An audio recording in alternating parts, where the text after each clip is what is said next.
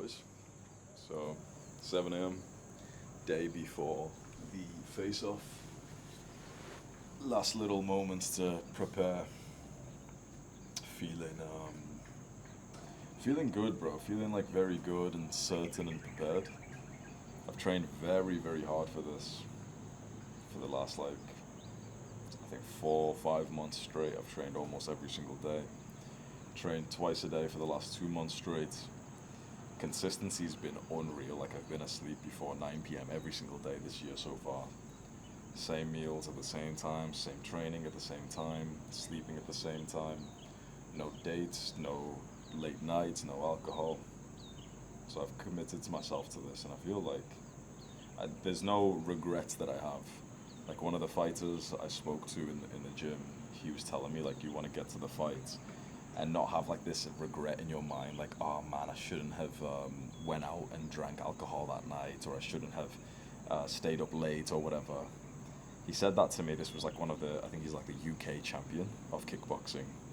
And I took it to heart because I could really relate to that feeling of like, when it's crunch time, you kind of having regrets, like how it was for me in high school. Like I've had a life where when I was growing up, if there was some kind of test, like in high school, the exams and stuff, I was never prepared. So I would just not really think about it. I'd procrastinate. I'd say I'd study tomorrow. And then it would just get to crunch time. It would get to like, the day before the exam, and I'd be panicking, I'd be stressed, I'd feel anxious. I'd try, I'd do like 1 or 2 hours of studying, and then that's as much as like my brain could handle. And I always used to wish, like, why didn't you just do 1 hour a day for the last like month straight or 2 months straight? And I remember so many times in high school where if I had an exam, or in college as well, if I had an exam at like 9 a.m. or 10 a.m., I would sometimes start studying on the same day. I'd wake up at 4 or 5 a.m. and start studying for a few hours. And I still ended leaving high school and in university. I still got like decent grades, like 60%, like a 2-1, right? I got like 60% in some things, 50% whatever. I got like some B's, some C's, whatever. And the idea in my mind always was, when I was a kid, it was like, what if you just prepared? What if you prepared for this? What if you were like one of those good students? Like one of those fucking kids with like the color-coded little notebook. They've got highlights and stuff like that. If you were one of those, like, instead of being the kid who doesn't even have a fucking pen on exam day, what if you were one of those prepared children? Imagine how much potential you have. So business for me was the first thing where I ever did that, where I was like prepared, I was working on it, I was, like actually putting in some effort. And now it's with this. I can like safely say, like, we're 2 days before the fight, and tomorrow is like the weigh-in. I'm gonna see my opponent for the first time. We're gonna face off, and I can safely say that I've got full confidence that I have prepared as much as I should have. There's no doubts in my mind that like, oh man, you should have trained harder. You should have done, I don't know. You should have done this other thing. You should have trained twice a day, whatever. It's like it's as much as I feel like I could have done. So I feel very confident. To be honest, like, not to sound arrogant, so maybe it is arrogance, but I don't feel nervous at all. People said like you'd feel so nervous in the days before your fight, but there's a quote that I like, which I want to pass on to you, which is like, nerves is just a lack of preparation. When you are so prepared for something, like if you're prepared for an exam and you've practiced that exam 10, 20, 30 times to the point that you've got really high grades on it every time you practice, when it's time to take the exam, you will not be anywhere near as nervous as the kid who's not prepared. Nerves it's more like, it's not binary, it's like a spectrum. How nervous are you? And the more you prepare, the less nervous you will be. So whether you've got like a fight coming up, you've got a competition, you've got an exam, whatever it is in your life, this like specific date, this deadline, I guarantee how much you prepare and how well you prepare will correlate to how little you feel nervous. So right now, I don't feel nervous at all.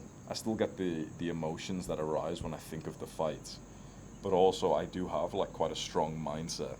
I'm a guy who's been on self-improvement for the last like 5 years straight. I've sacrificed so much. I've built myself up so much. So when there is like a vision, a visualization of the fight, my brain automatically transforms it into excitement. Instead of me being sat there and thinking of the fear and like, oh man, it's going to be hard, my brain thinks of it as like, oh, it's gonna be fun. Like, okay, you'll hit him with this. You have a shot at hitting it. You have a chance of hitting him with this thing. It's something James has said to me a lot. Like my coach has said to me a lot. He's like, you need to reframe everything that it's your benefit. So in sparring and training, you train with 16-ounce gloves, like pretty heavy, pretty thick gloves, so that when you're training with your friends, you don't really hurt them so much. But in this fight, it'll be 10-ounce gloves, so they're smaller and it'll be more painful to hit someone.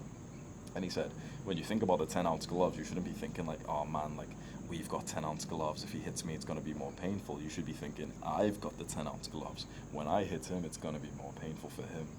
You need to have like this strong mindset as a young man.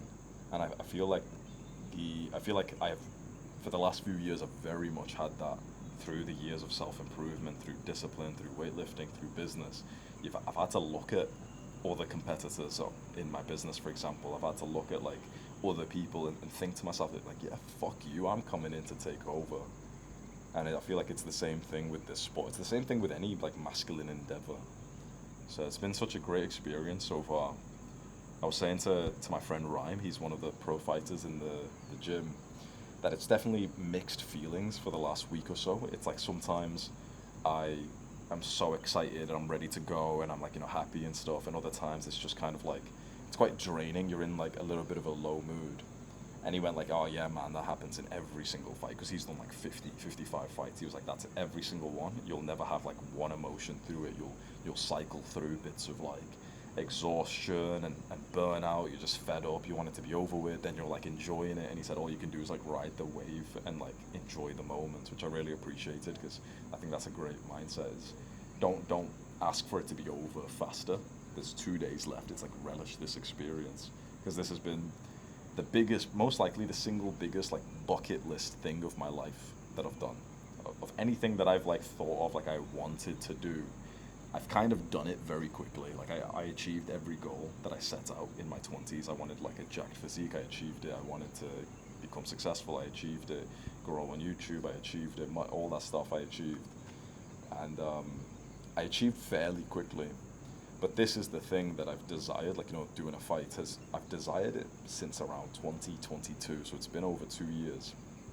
And it's been like a bucket list thing of like, yeah, you're definitely going to do a fight before you get like too old. And so it means quite a lot to me to be here and to be training as seriously as I am right now, and to have it just like 2 days away from now. It's been like, this is a period of my life that I will not forget. And there's already been great lessons. So I'll tell you actually the biggest lesson right now, before the fight, the biggest lesson is just the importance of hard physical training.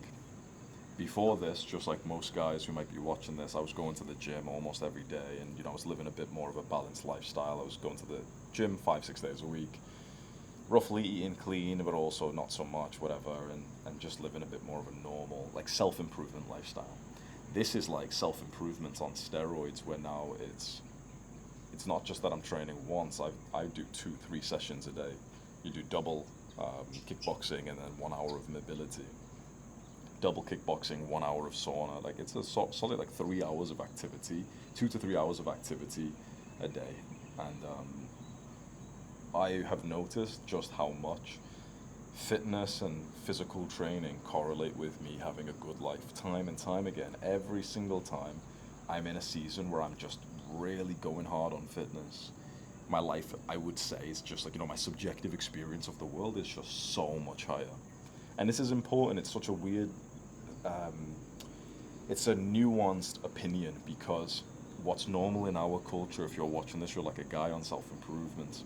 A lot of us, we go to the gym, we lift weights, we're into bodybuilding, and you'll go to the gym 3 to 6 days a week. But then a lot of us think like that's enough. And to be honest, yeah, it might be enough if you don't really give a shit about like getting the benefit from this. But every time in my life over the last few years when I have increased it more than just like a daily workout, and I've started to do 2 workouts a day, I've actually enjoyed it more and I've liked my life more. I know that weak people will say that, oh, that's overtraining. But this is just like how an athlete trains. Like every fucking pro athlete trains more than once per day.